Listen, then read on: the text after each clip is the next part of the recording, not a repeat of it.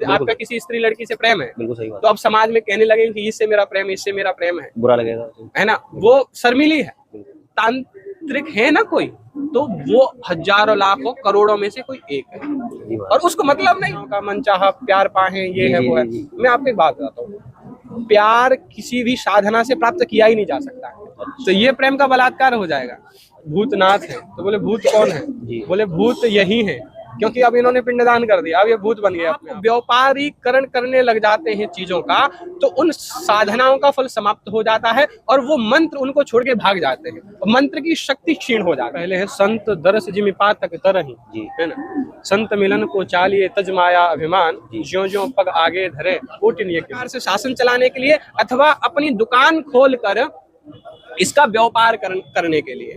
तो अघोर एक प्रकार की प्रक्रिया है भगवान को प्राप्त करने, और तन से सेवा करके ऐसी सिद्धि प्राप्त कर ले जो कि बड़े से बड़े पैसे वाले को भी झुका सके। जय श्री राधे, श्री गोवर्धन महाराज की है। तो दोस्तों, मैं आपको लगातार साधु संतों के श्रद्धालु के दर्शन कराता हूँ। मैं हूँ आवाहन अखाड़े में, प्रयागराज की धरती पर। मेरे साथ है महाराज जी। महाराज जी से जानूंगा कि क्या नाम है, और आज हम बात करेंगे क्योंकि आप सभी की जिज्ञासा रहती है कि सिद्धियों के बारे में, जब सिद्धियां प्राप्त कैसे की जा सकती हैं, और क्यों सिद्धियां ऐसी रहती हैं कि उन्हें सही तरीके से इस्तेमाल किया जा सकता है, गलत तरीके से भी इस्तेमाल किया जा सकता है, क्या ऐसा होता है। और अघोर, जो आप सभी जानते हैं कि अघोर क्या रहता है, वो भी मैं आपको बताऊंगा, वो भी महाराज जी रहस्य बताएंगे अघोर के बारे में। और एक और सबसे बड़ी बात कि प्रयागराज महाकुंभ जो 2025 चल रहा है, इसमें आप सब आते हैं, जो भी दर्शक हैं, जो भी भक्त देख रहे हैं, तो आप आते हैं, तो गृहस्थ हैं हम सभी, तो आप आते हैं किस उद्देश्य से यहाँ आए तो क्या करें, ये महाराज जी हमें बताएंगे, ताकि आपको पुण्य फल की प्राप्ति मिले। जय श्री राधे महाराज। जय श्री राधे। क्या नाम है? मेरा नाम महंत सुखदेव गिरी है, और मैं इसी प्रयागराज में करीब आज से 12 साल पूर्व संन्यास ग्रहण किया था मैंने। जी महाराज। मेरे गुरुदेव श्री मोहन सेकेटी मनमोहन गिरी जी महाराज जी हैं, जो कि आवाहन अखाड़े के बहुत वरिष्ठ अधिकारी हैं। जी जी। तो महाराज जी, आज जो हम बात करेंगे, सबसे पहले तो महाकुंभ चल रहा है, तो महाकुंभ में अगर कोई गृहस्थ आता है, तो आप इस चैनल के माध्यम से बताएं कि क्या उद्देश्य लेकर वो आए घर से, अगर चल कर आते हैं तो। सबसे पहले तो महाराज, तो सबसे पहले है संत दरस जिमि पातक तरहि, जी, है ना, संत मिलन को चालिए तज माया अभिमान, ज्यों ज्यों पग आगे धरे कोटिन के समान। जी, ठीक है। सबसे पहला जो हमारा प्रमुख उद्देश्य है वो संत दरस।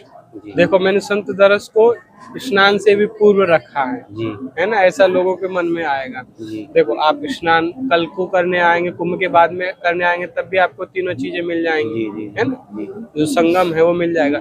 लेकिन ये जो महापुरुष, जो भगवान के पुत्र घूम रहे हैं, है ना, कहते हैं भगवान शंकर भूतनाथ है, तो बोले भूत कौन है, बोले भूत यही है, क्योंकि अब इन्होंने पिंडदान कर दिया, अब ये भूत जिन्हें आप देख रहे हैं। हाँ जी, हाँ जी। तो ये इन्हीं के, तो वो आधिपति है ना, इन्हीं के सबके। हम सभी लोग शैव्य हैं। शैव्य अर्थात मतलब शिव की आराधना करने वाले, शिव की उपासना करने वाले। तो सबसे पहला उद्देश्य हमारा भगवान शंकर के जो भक्त हैं उनके दर्शन करने आए, और जैसे ही आपके मन में ऐसी आकांक्षा जगेगी कि हम जाके संत दर्शन करें, तो आपके हृदय में भगवान अवरुद्ध हो जाएंगे, आपके हृदय में भगवान विराजमान हो जाएंगे, और कृपा आपके जीवन में बरसती रहेगी। हाँ जी।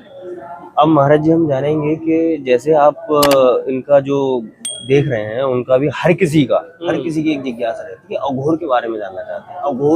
अघोरी बाबा देखते हैं, ज्यादातर एक सोच विचार किया हुआ है कि वो ज्यादातर मरघट में मिलते हैं, लेकिन अघोर क्या रहता है महाराज? मैं आपको एक बात बताऊं, आपने किसी को मरघट में देखा है? महाराज जी, मैंने नहीं देखा अभी तक। अच्छा। अथवा एक दो के इंटरव्यू लिए, तो वो ये कहते हैं कि मैं शमशान वासिनी हूँ, मैं स्वयं मुर्दा हूँ, मैं खुद वो हूँ।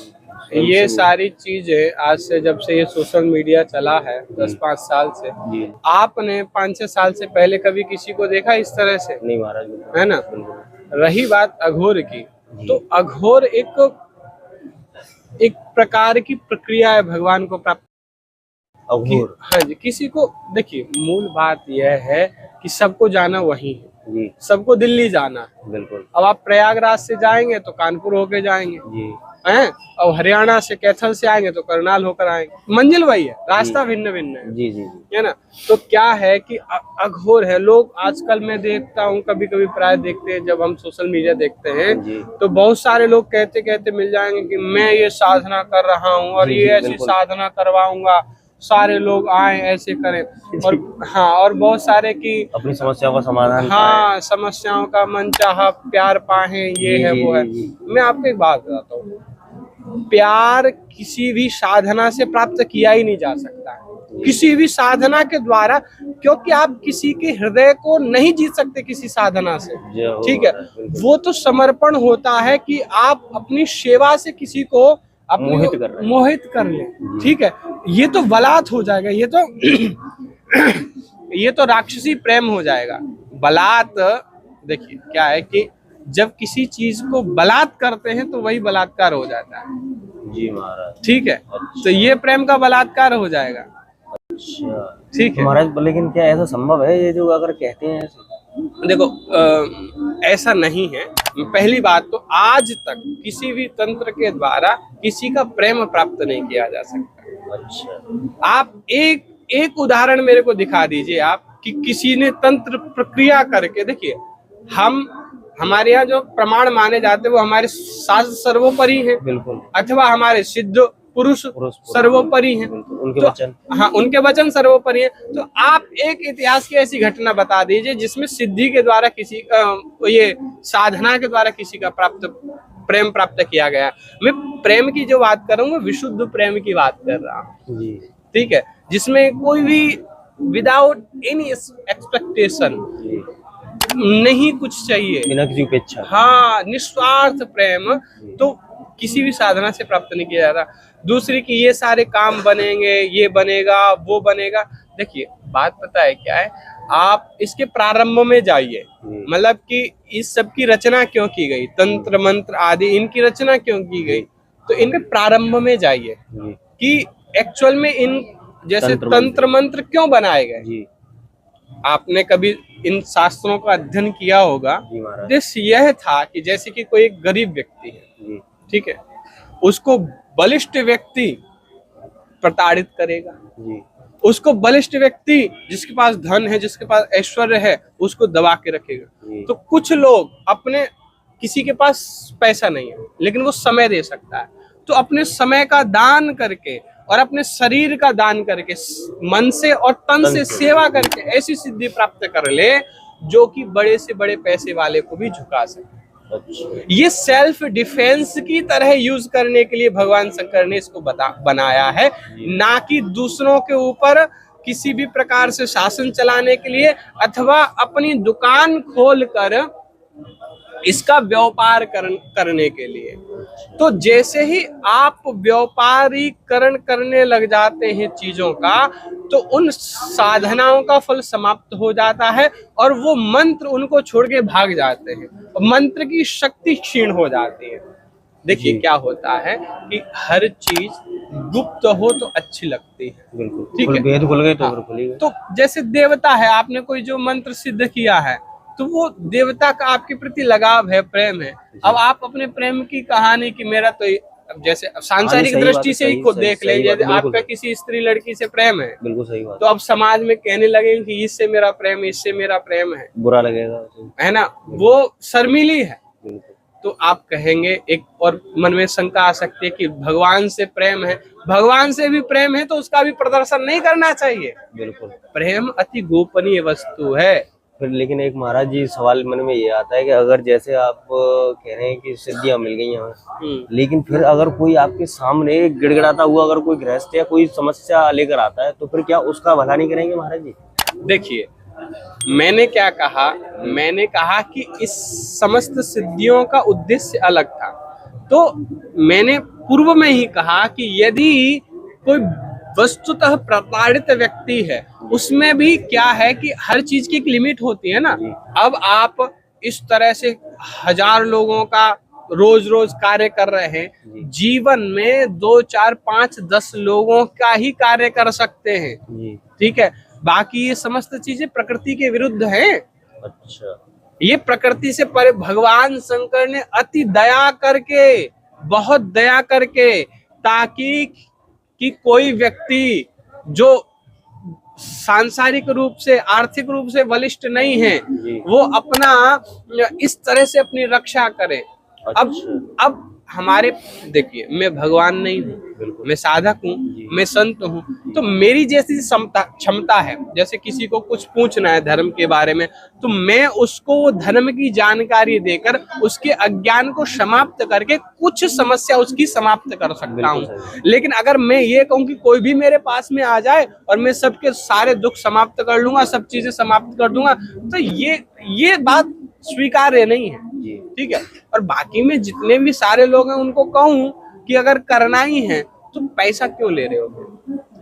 मतलब व्यापार नहीं होना चाहिए। हाँ, व्यापार, सेवा हो तो सेवा करो ना, सब कुछ छोड़ छाड़ के सेवा करो तो। अच्छा, ठीक है जी, है ना। लोग बोलते हैं कि दक्षिणा, एक व्यक्ति बता दे, दक्षिणा होती है कर्मकांड में। जी, ठीक है, दक्षिणा होती है वो जो पूजन पद्धति है उसमें। जी, ठीक है, ये जो साधना से आप अपने बल से किसी का भला कर रहे हैं। जी, ठीक है, तो आप देखो व्यापार में क्या होता है, बोले मैं इतना इन्वेस्ट करूंगा और इतना सेवा देनी है कमाऊंगा, और उसमें धन लेना है। तो बस अगर आप Give and सेवा take है। दे के धन ले रहे हैं, Give and ऐसी उद्देश्य है, जी। तो वो तो व्यापार ही हो जाएगा ना। तो भागवत कथा आदि अथवा जो कर्मकांड आदि है वो भिन्न है। इसमें तो आप परोपकार करते हैं ना, वृक्ष कबहू नहीं फल भके, नदी न संचय नीर। अच्छा, वृक्ष फल लेते हैं तो उसके बदले कुछ मांगते हैं क्या? कुछ नहीं मांगते हैं। आपको फल चाहिए तो वो आप प्रारंभ से सेवा करिए, है ना, वो अपनी तरफ से नहीं मांगते। अगर वस्तुतः कुछ दे दिया जाए तो एक अलग बात है, लेकिन इस तरह से मैंने भी मतलब देखा बहुत सारे लोग बोले 500 रुपया दीजिए, 551 दीजिए, ऐसा कार्य हो जाएगा। तो अच्छा, मेरे को बड़ी विडंबना है और मुझे बड़ा दुख होता है ऐसा देखकर कि लोग ऐसी बातों में विश्वास कर रहे हैं। तांत्रिकों पे, हाँ, तांत्रिकों पे विश्वास करें। मैं आपको वस्तुतः बात बताता हूँ, सच्ची बात बताता हूँ कि यदि तांत्रिक है ना कोई, तो वो हजारों लाखों करोड़ों में से कोई एक है। और उसको मतलब, अच्छा, उसको मतलब नहीं, उसको क्योंकि उसके पास वो चीज है जो कि संसार कभी दे नहीं सकता। संसार के पास में ही नहीं है, संसार देगा क्या? लेकिन महाराज जी आजकल तो ऐसा रहता है कि अगर हमें कोई समस्या रही, अगर लॉन्ग टर्म चल गई, 7 दिन भी हो गई, तो अरे कि कहीं किसी ने कुछ कर नहीं दिया हो, कहीं ये नहीं होगा, ये कुछ ज्यादा ही चलन चलने लगा है महाराज जी, विचार ऐसे करने लगे हैं मनुष्य। देखिए, मैं आपको एक बात बताऊं, क्या है कि हम अपने कर्तव्य कर्म करें, अपने कुल देवता की जो हमारे परंपरानुगत चला आ रहा है, देवी देवताओं, हाँ, देवी देवताओं में भी क्या है कि किसी भी की भी पूजा नहीं करनी है। हमारे यहाँ 5 नियमित हैं कि इन पंच देवों की पूजा करनी है, कि उन पंच देवों के जो अंश हैं उनकी पूजा कर सकते हो। जैसे महाराज जी हमारी कुल देवी है नगरकोट वाली हुई है, हाँ जी, तो उनकी मतलब उनकी करनी। अब देखो, नगरकोट वाली जो माता जी हैं वो भगवती का ही तो अंश है, दुर्गा माता जी की अंश है ना, शक्ति का ही तो अंश है ना।